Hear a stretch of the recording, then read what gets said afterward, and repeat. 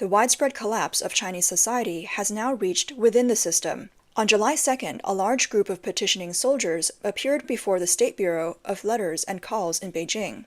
In the videos circulating online, many demobilized soldiers are holding banners blocking the entrance of the State Bureau, stretching as far as the eye can see.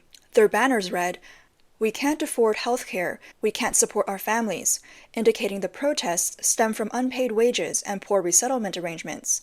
Strangely, despite the scale of this petition, the government has yet to take action. In the past, any large-scale petitions would inevitably be met by suppression by the Special Operations Forces. Yet, in this video, the police are unusually gentle, even thoughtfully maintaining order for the protesting crowd, seemingly afraid of this group that once wielded guns. However, not everyone is intimidated. In early July, a naval officer from the East Sea Fleet visiting his hometown encountered forced demolition. During the incident, his entire family was beaten. Yes, he's from the East Sea Fleet, and he was beaten while visiting his family. A man named Luo Pengfei from the town government, using the pretext of anti-crime operations, barged into our house like a bandit, smashing and hitting us with sticks. During the police inquiry, the naval officer remained silent, hovering on the crowd's edge, devoid of the fearless spirit often portrayed in CCP propaganda videos. But on second thought, what else could he do in the face of the CCP's oppressive regime other than remain silent? A netizen commented, "So this is how the CCP's strong nation dream is realized. Even soldiers can't escape misfortune. The patriotic fervor they promote is just a joke. Under authoritarian rule, wolves turn into lambs. Reality is more ironic than movies." A similar incident happened to a female soldier. On July 5th, a currently serving female soldier posted a video online saying that her family's factory was deemed an illegal construction and demolished by the Changzhou Jitan District West Sub-Office. During this process, she and her family were subjected to illegal persecution. 我是一名正在服役的女兵。 I am a currently serving female soldier, and I am making a public accusation against Zhou Jun, the secretary of Shicheng Sub-District Office, Ying Dongmei, the director, Xu Zhiming, the deputy director, and Cheng Aoping, the village party secretary. They orchestrated the kidnapping, beating, detention, and house arrest of active soldiers, disabled soldiers, and their families. My family's factory is located at 168 Huangzhuang Village, Xicheng Sub-District, Jintan District, Changzhou City, Jiangsu Province. In 2020, the village committee notified us of the demolition. For 2 years, we actively cooperated with the government on compensation issues. Due to my parents' poor health, I frequently took leave from the army to return home and participate in negotiations. When negotiations failed, the Xicheng Sub-District Office declared our 2,000-plus square meter building, for which we have property documents, as an illegal structure and carried out an illegal demolition on March 17, 2023. The court has now ruled that the demolition was illegal. During the demolition, our family, with 2 soldiers, was violently injured. We were then placed under house arrest for 6 hours, restricting our freedom. My hypertensive mother was violently dragged and thrown to the ground, resulting in blindness. After taking my mother to the hospital, the sub-district staff ignored us and have yet to address the situation.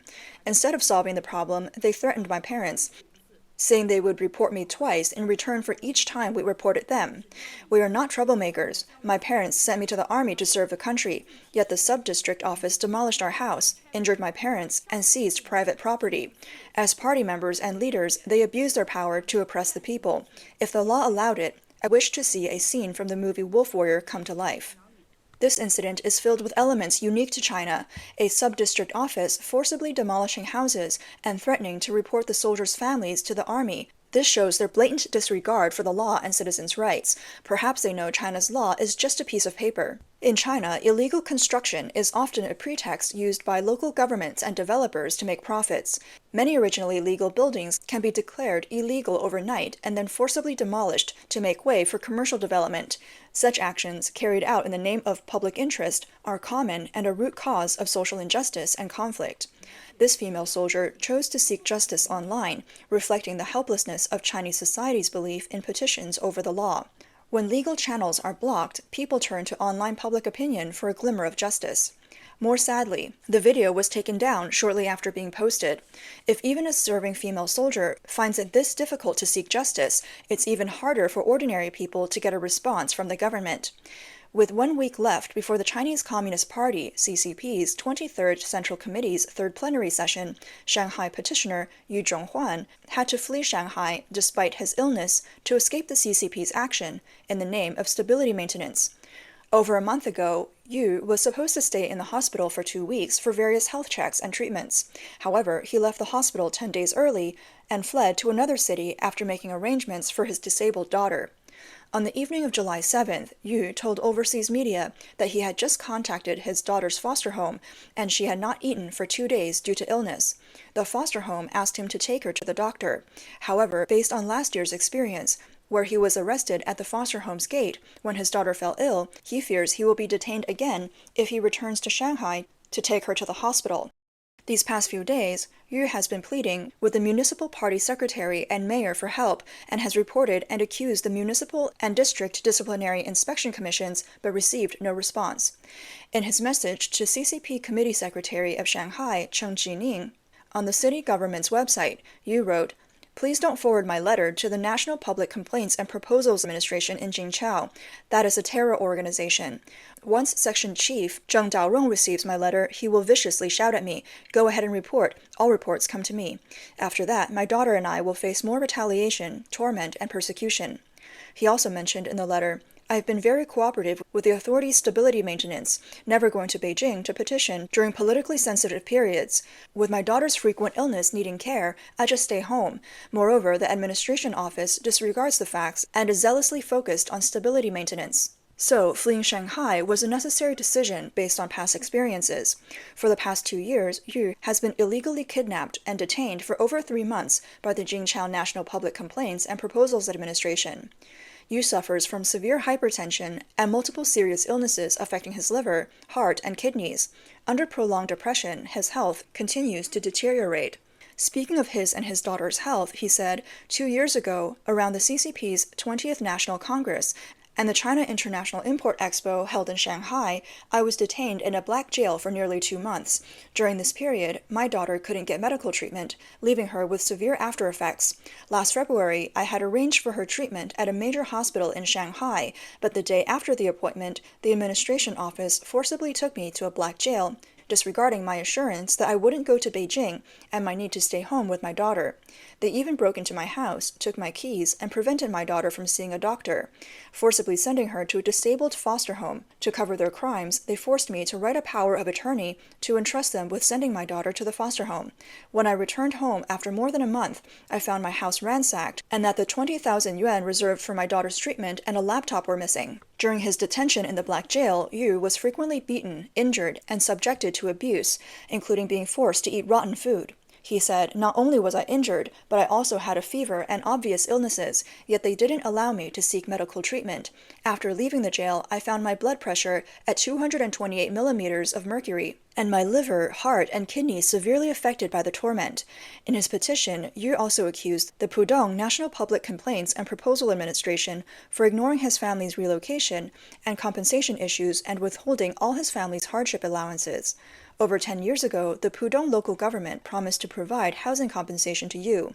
However, the petition department has not addressed this issue and has instead persecuted his entire family. Due to his efforts to defend their rights, his wife was sentenced to 8 months in prison, where she suffered severe mistreatment, worsening her health, and she passed away in 2022 without being cremated. His daughter, who had medical appointments, was denied the right to seek treatment by the Jingqiao National Public Complaints and Proposals Administration under the pretext of maintaining stability, causing her condition to worsen. Yu himself has been illegally kidnapped, detained, beaten, and poisoned multiple times, resulting in various illnesses and being deprived of normal medical care due to the stability maintenance efforts. The tragic experiences of Yu Zhonghuan and his family are products of the CCP's authoritarian regime, a standard scenario for petitioners and human rights lawyers. A human rights activist named Huang revealed to the media that many legal professionals now struggle to make a living, with most having their licenses revoked, being under constant surveillance, or even having their children's education rights stripped away. She said, "Lawyers are defenders of the law, representing a country's civilization and rule of law. These lawyers obtained their qualifications through national judicial exams. If so many lawyers are facing issues, doesn't it indicate problems within the country's judicial system?"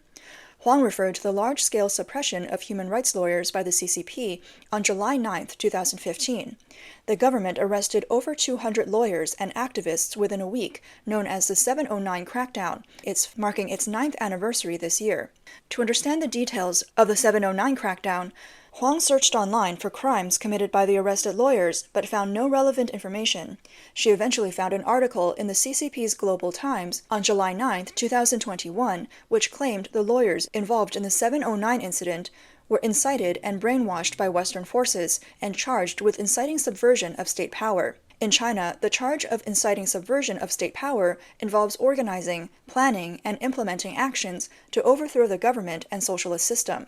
However, the government's description of the 709 incident lacked evidence proving the lawyers' involvement in such activities, making the charge a baseless label imposed on those who didn't conform or support the regime. Exiled human rights activist Xing Jian from Henan suffered a severe injury at age 7 in a car accident mishandled by the local government, which embezzled the compensation.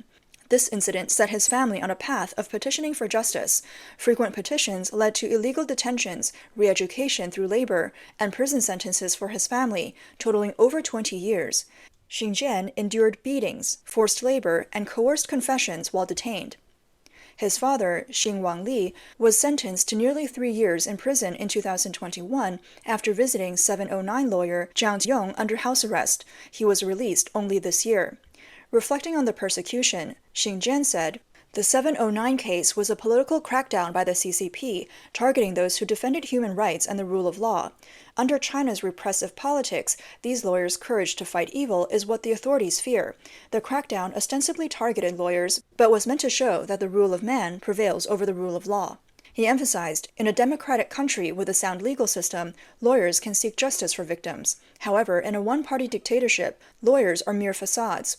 Those who genuinely pursue justice and uphold their conscience are ruthlessly suppressed, as exemplified by the 709 cases, illustrating China's flawed legal system. The rule of law is merely an empty promise. Another victim of CCP's judicial abuse is Jiangsu activist Ni Jingfang. During the 2016 G20 Hangzhou summit, several activists, including Ni, were arrested for sensitive online remarks. On November 8, 2016, Suzhou Public Security Bureau placed Ni under house arrest for disrupting court order, during which he suffered torture. In 2020, the Suzhou Gusu District People's Court added a charge of picking quarrels and provoking trouble, sentencing him to 2 months in detention. Ni believes the 709 incident is a clear example of the CCP's governance through the party rather than through the law. His cases serve as evidence, with his trial failing to follow due process in excluding illegal evidence. Instead, evidence was destroyed by covering fingerprinted documents with red ink. This is why China has become a complete police state. A police state, according to academic definitions, refers to a government that claims to be the guardian of the people and holds legal power. It forcibly controls the lives of its citizens through administrative means, without legal procedures and against the people's will. In China's police state, this control extends beyond political speech, surveillance, and coercion of dissenters, or those it dislikes. It imposes strict and repressive control over all aspects of social, economic, and political life. When a government treats its people as ignorant masses, unaware of their rights and obligations, it naturally assumes they don't know how to defend those rights and obligations. Under the guise of serving the people, it can then destroy and infringe upon individual freedoms in the name of people's welfare.